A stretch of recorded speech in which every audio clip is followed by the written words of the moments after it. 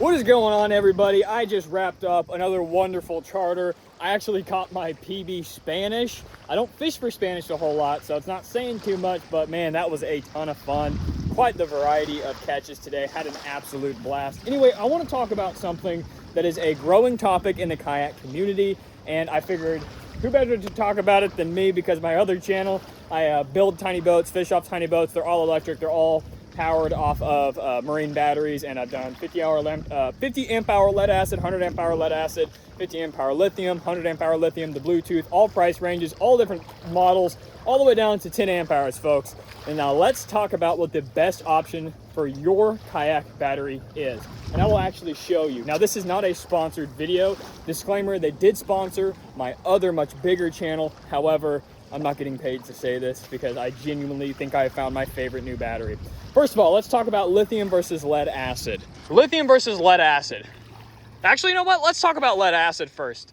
Starting versus deep cycle. Starting batteries are for cranking and rapid recharge. Those should not be used on any of your boats, any of your kayaks. I've been stranded multiple times making that mistake with a cranking battery. You'll get 30 minutes, and then eventually after that, you're gonna start going down to nothing.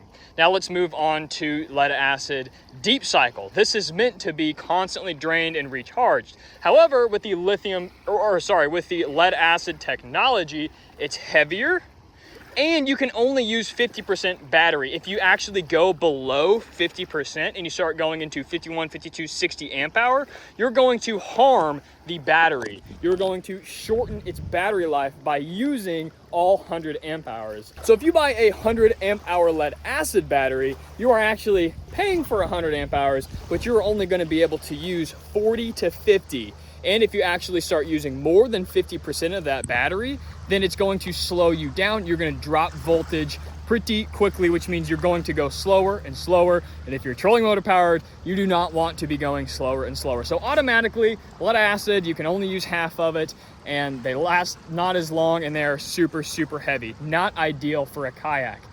Now, let's talk about the bread and butter lithium. And the reason that lithium is so important these days is because it's finally cost effective. When lithium first hit the market, I was hesitant and I didn't buy any lithium batteries because of the price, because of the barrier to entry. And then I started getting a bunch for free. And after I got like 5 lithiums for free, finally, so many people started making them that the prices tanked, and they are super, super competitive.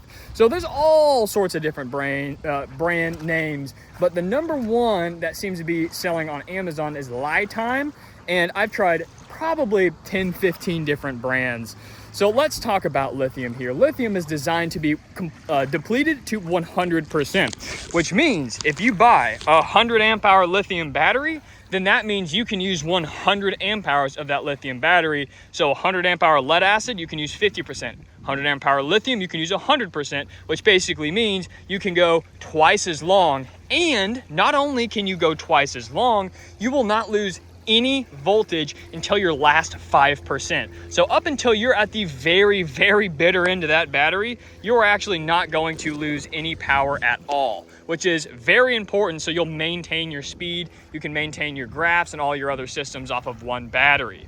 Now, a 100 amp hour lithium battery will last me 2 days. I have fished 6-7 hours before, and my 100 amp hour lithium battery was still ready to go for the next day. I'm telling you, they are machines.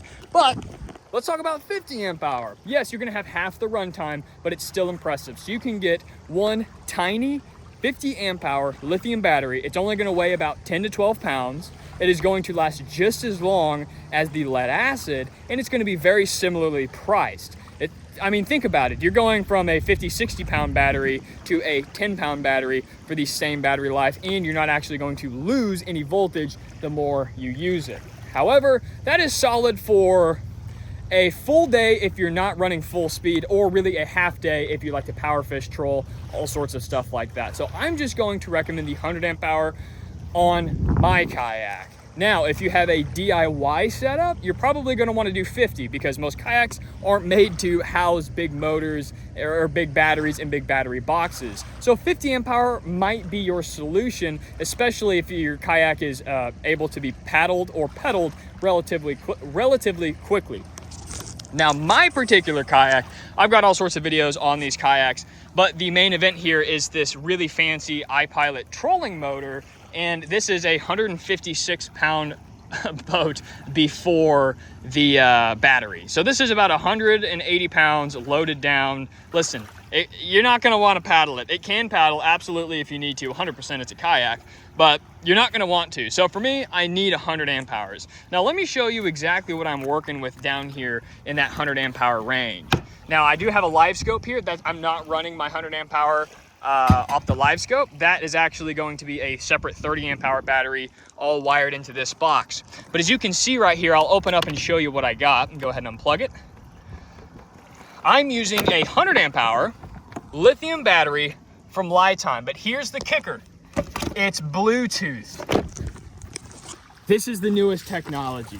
First, it went from lead acid to lithium. That was the big jump. Now it's a lithium with Bluetooth capability. You don't need special meters to figure out how much time you have left on the water. You simply open up your phone on the app. It connects instantly, and it tells you, let's say you have your speed setting on 100%. It'll tell you exactly how much time you have on the water if you were to run at full power for the rest of the day.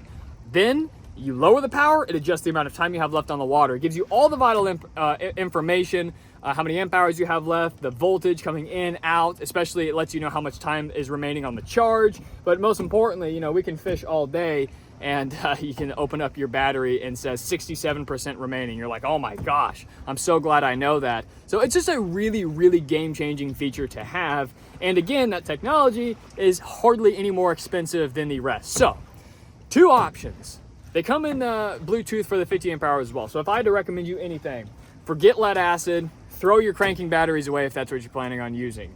If you have a kayak designed for a motor and a place to put it, or you just have a really big kayak and you can fit it, then I would do 100 amp hour lithium Bluetooth battery. I have a couple. My favorite is Lithium. The other ones I have weird Chinese apps. Not a huge fan. Lithium is the best. It connects the best, and it's just an overall good battery, and it's actually pretty light. It's lighter than any of the other 100 amp hour Bluetooths I have. So that's why I recommend that one. Great app, lightweight, very affordable price in the $200 range. I mean, before these things were way more expensive.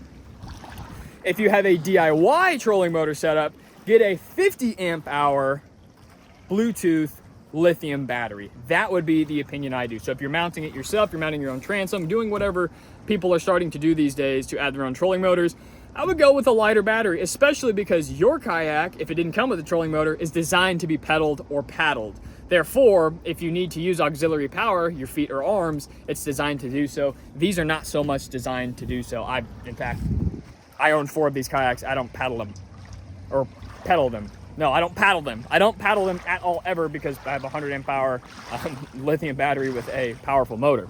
So those are my 2 cents on the best battery for your trolling motor on your kayak. 100 amp hour lithium Bluetooth if it can handle it, and if you're doing it DIY, go for the lighter half size 50 amp hour, and I think that's going to save you some money, save you some weight, save you some room, and some complexity.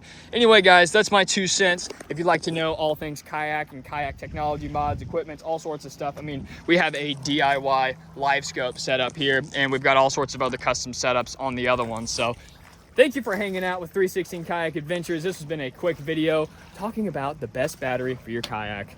Hit like and subscribe. I will link the exact battery I have down below for your convenience on Amazon, and I'll see you next time.